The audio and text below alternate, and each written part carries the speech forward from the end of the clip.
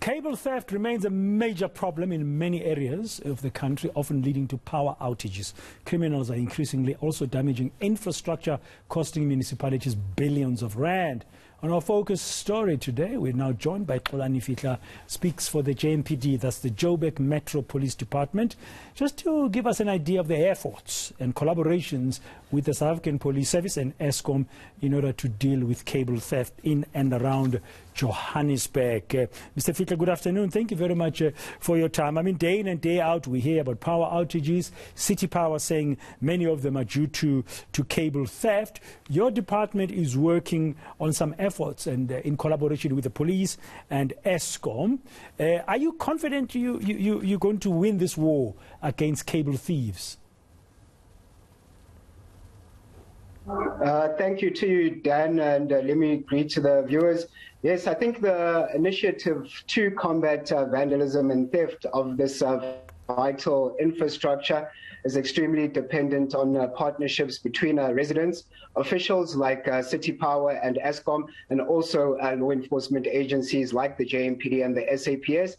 And I can say at the present moment, we as law enforcement are extremely dependent on information that we get from the communities. But on various occasions, our officers do come across criminals who are caught red-handed stealing the cable. I can say that a month ago, our undercover officers received information of a truck that was transporting copper cables from Roodepoort to the Johannesburg inner city, and officers managed to arrest 8 suspects who were in possession of the stolen copper, which is worth approximately 1 million rand, and it is belonging to ESCOM.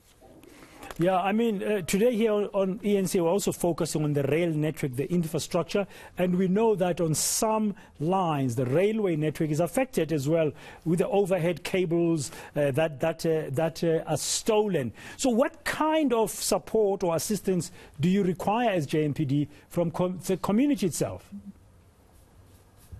From the community, of course, it's information. That's one. Let the community be our eyes and ears, and let them inform us in time so that officers can respond promptly and those criminals can be arrested. But what I can also say is that the executive mayor of the city of Johannesburg, Dr. Mpopalazi, did instruct the head of our GIFIS, which is the city's Group Forensic and Investigation Services, General Shadrack Sibiya, to assemble a team working together with law enforcement agencies to investigate the attacks and to ensure that the people who are responsible for these vandalism and theft are put to book and they face the full might of the law. And also the MMC of Public Safety, Councillor David Tembe, did recently announce that a unit will be established in dealing with infrastructure vandalism and theft, and this unit will consist of JMPD, SAPS, Hawks, and relevant departments and entities like ESCOM,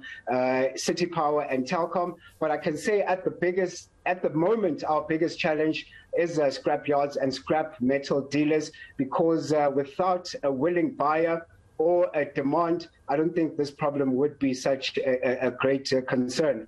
And how do you think that can be addressed? At the present moment, from us, what we are practically doing as law enforcement is more raids at these scrap yards and scrap metal dealers. But I think if more laws are put into place to make sure that they are regulated, and I think this will curb most of this cable theft. So you would support the JMPD efforts. I'm hearing that there are some efforts and groups coming together to fast track the regulation of the industry. The JMPD would be in support of that. JMPD will definitely be in support. We know that we've been going through a lot of power outages, and mostly we can say that it's load shedding, but also cable theft is a biggest cause of these outages. So we do support any initiative that's put forward to actually curb this. Yeah, you mentioned an example of getting a tip-off of a truck that was transporting stolen cable theft. Are you in a position to give our viewers a sense, Xolani, of in Johannesburg, from a JMPD perspective, of how widespread is cable theft in the City of Gold?